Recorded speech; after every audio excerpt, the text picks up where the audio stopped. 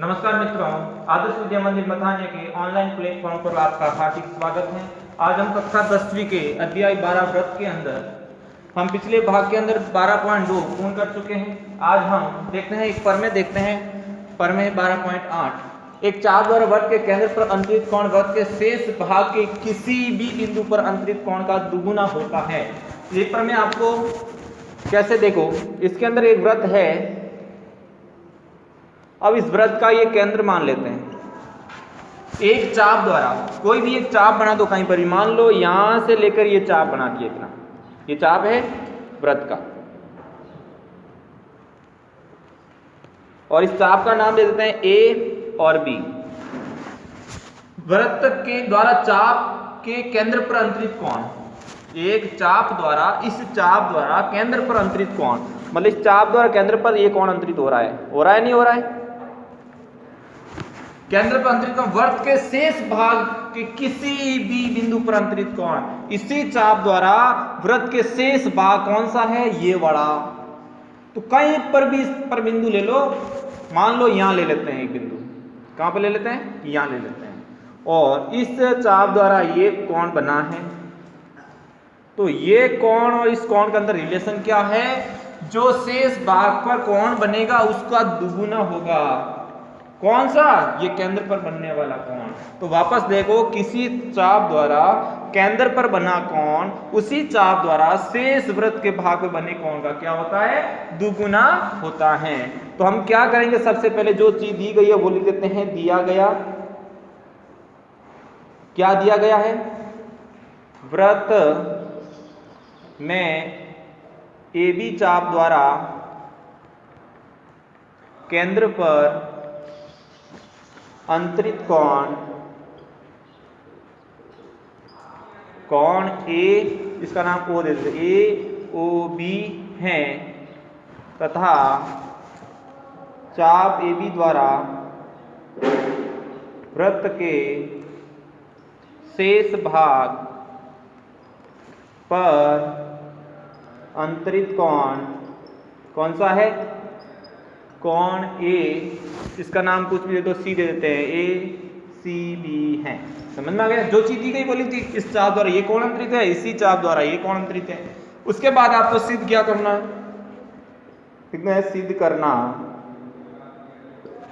सिद्ध ये करना, केंद्र पर बना अंतरित कोण और शेष भाग पर बने कोण का दुगुना होता है। तो केंद्र पर कौन सा कोण बना? कोण AOB बराबर दुगुना है किसका?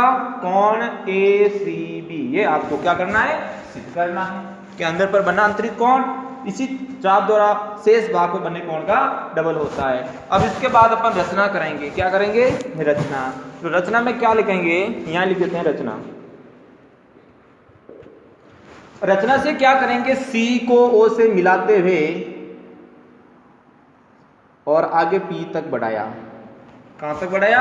P तक बढ़ाया। तो हम लिख देंगे बिंदु C से O को मिलाते हुए P तक बढ़ाया। ठीक है, इतना काम कर लोगे। अब चलते हैं हम उपपत्ति के अंदर। देखो, उपपत्ति के अंदर क्या लिखना है? सबसे पहले हम क्या करेंगे? एक त्रिभुज लेंगे। कौन सा वाला? कोई भी एक त्रिभुज, ये दो त्रिभुज बन रहा है। एक त्रिभुज बन रहा है ACO और दूसरा त्रिभुज कौन सा बन रहा है? BOC। दो त्रिभुज बन रहे हैं, तो हम कोई भी एक त्रिभुज ले लेते हैं इसमें से। तो देखो, त्रिभुज ACO में है या नहीं? क्या है बताओ? CO बराबर AO है या नहीं है? एक ही वृत्त की दोनों त्रिज्या, देखो इस केंद्र से वृत्त की दूरी, इस केंद्र से वृत्त की दूरी बराबर है या नहीं है? ये दोनों बराबर है। कैसे है? एक ही वृत्त की समान त्रिज्याएं। ओके, अतः त्रिभुज ACO कौन सा हो गया? समद्विबाहु। समद्विबाहु त्रिभुज हैं। क्यों? त्रिभुज की दो भुजाएं समान हैं, तो समद्विबाहु त्रिभुज होगा। अब समद्विबाहु त्रिभुज के समान भुजाओं के सम्मुख कोण भी क्या होते हैं? समान।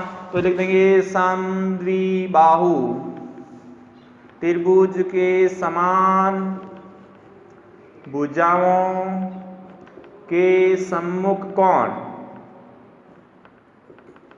भी समान होते हैं। होते नहीं होते हैं? अब इसमें से कौन से कोण समान होंगे? दोनों सम्मुख भुजा के समान। इस भुजा के सामने वाला, इस भुजा के सामने वाला, ये कोण और ये कोण क्या हो जाएंगे? समान हो जाएंगे। तो यहां लिख देते हैं अतः कोण हो जाएगा ओ ए सी बराबर कोण ए सी ओ। हुआ या नहीं हुआ? देखो ये कोण बराबर होगा क्योंकि समद्विबाहु त्रिभुज के समान भुजाओं के सम्मुख कोण समान होते हैं। इसका समीकरण नंबर दे देते हैं 1। दे दिया। अब चलते हैं इसी प्रकार अब इसी प्रकार ये नहीं बाद में लिखेंगे, इसके अंदर पहले पूरा कर लेते हैं। ठीक है, देखो इसको ये दे देते हैं। अब देखो त्रिभुज तथा त्रिभुज AOC में कोण AOP बहिष्ठ कोण है या नहीं है? इस त्रिभुज का बहिष्ठ कोण है। देखो ये त्रिभुज बन रहा है, इसका बहिष्ठ कोण देखो, इस भुजा को में आगे बढ़ाए तो बाहर की ओर बनने वाला बहिष्ठ कोण होता है नहीं होता है?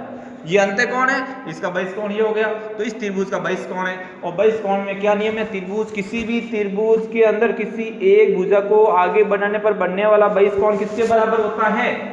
उस त्रिभुज के अंतराभिमुख कोणों के बराबर होता है। इसका मतलब इसके अंदर वाले दोनों अंतराभिमुख सम्मुख कोणों के बराबर होते हैं। समझ लगे?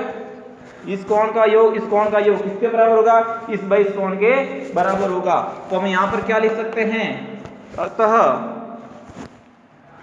कोण AOP किसके बराबर होगा? इन दोनों कोणों के योग के बराबर होगा। ये दोनों कोण कौन से हैं? OAC प्लस कोण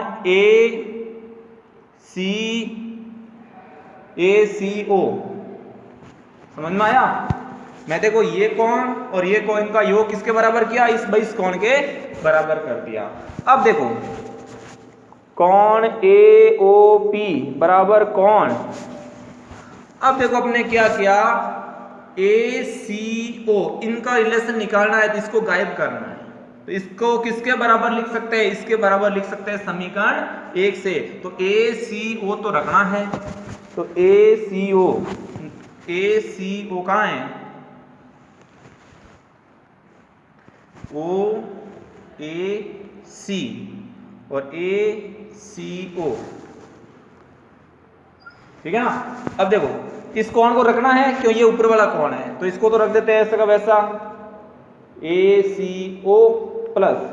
अब इस कोण की जगह मैं ये कोण लिख सकता हूं ना वापस, कोण ACO, या फिर ऐसे लिख सकते ये सेम कोण है, इसकी जगह मैंने ये कोण लिखा समीकरण 1 से लिख देना। यहाँ समीकरण 1 से तो यहाँ क्या हो जाएगा? कोण AOP बराबर, ये दोनों समान कोण हो गए, क्या हो गया? 2 कोण ACO। समीकरण नंबर 2 हो गई। समझ में आ गया? क्या किया मैंने? इस दोनों का योग इसके बराबर किया और ये दोनों कोण सेम है तो इस कोण का डबल करके इसके बराबर कर दिया। अब लिखेंगे इसी प्रकार, अब इसी प्रकार जिस तरफ इस कोण के साथ ये किया सेम टू सेम, ये कोण भी देखो ये बहिष्ठ कोण है और ये समद्विबाहु त्रिभुज है क्योंकि ये भुजा और ये भुजा सेम है, एक ही तरफ की स्थितियां हो गई। समझ में आ गया? तो क्या हो जाएगा? इस कोण का योग इस कोण का योग किसके बराबर हो जाएगा? इसके बराबर। तो लिख देंगे इसी प्रकार कोण POB बराबर, चला क्या हो जाएगा? POB किसके बराबर हो जाएगा? कोण OCB प्लस कोण OBC हो जाएगा। सुनाई नहीं दे रहा क्या? POB किसके बराबर हो जाएगा? OCB और OBC इसका और इसका योग किसके बराबर है? इस कोण के बराबर है। तो हम क्या करेंगे? यहां पर भी देखो ये दोनों कोण सेम हो जाएंगे समद्विबाहु त्रिभुज से। यहां लिख देंगे कोण POB बराबर, इस कोण का डबल लिख सकते हैं अपन तो क्या लिखेंगे OCB प्लस OBC की जगह भी यही कौन सा लिखता हूं मैं OBC। समझ में आ गया। तो यहां पर क्या बन गया POB बराबर क्या हो जाएगा 2 कोण OCB। समीकरण नंबर क्या होगा ये 3। समीकरण 2 और 3 को क्या कर देंगे जोड़ देंगे। तो यहां लिखेंगे समीकरण 2 व 3 से। अब देखो समीकरण 2 क्या है AOP और समीकरण POB। तो लेफ्ट लेफ्ट ऐड कर दें तो राइट राइट भी ऐड हो जाएगा। तो इसके अंदर क्या लीजिए कोण AOP प्लस कोण POB बराबर राइट साइड के अंदर देखो 2 कोण ACO प्लस 2 कोण OCB। दोनों में से क्या कर लेंगे कोण 2 कॉमन ले लेंगे इसके अंदर। तो हो जाएगा कोण AOP प्लस कोण POB बराबर 2 कॉमन लिया तो क्या मिल गया कोण ACO प्लस कोण OCB। अब देखो मैंने अभी क्या बताया इन दोनों कोणों का योग किसके बराबर है ये कोण और ये कोण योग किसके बराबर है AOB के बराबर है। तो इसकी जगह लिखते हैं AOB बराबर 2। ये दोनों कोणों का योग किसके बराबर है इस दोनों कोणों का योग एक तो ये कोण है और एक ये कोण है। इन दोनों का योग ऐसे लिख सकता हूं कोण ACB कोण ACB। और आपको सिद्ध क्या करना था यही तो सिद्ध करना था। तो इस प्रकार यहां लिख देंगे इति सिद्धम। समझ गया क्या किया इसके अंदर देख लो। सबसे पहले इसके अंदर एक रचना से लाइन खींची 2 समद्विबाहु त्रिभुज बने इस दोनों का योग इसके बराबर किया फिर इसको हटा के इसका डबल इसके बराबर समीकरण 1 बना दी। ये दोनों भी बराबर है तो इसका डबल करके इस योग के बराबर कर दिया समीकरण 2 बन गई। समीकरण इन दोनों को ऐड किया तो अपन को लेफ्ट साइड और राइट साइड दोनों मिल गया। लेफ्ट साइड इन दोनों का योग हो गया और राइट साइड में इन दोनों का योग हो गया। इस प्रकार ये हमारा प्रमेय है 12.8। तो आज हम इस प्रमेय को यहीं समाप्त करते हैं। इसको आप नोट कर लीजिए वीडियो को पॉज करके। अगली क्लास के अंदर हम 12.3 के प्रश्न करेंगे। आज के लिए धन्यवाद।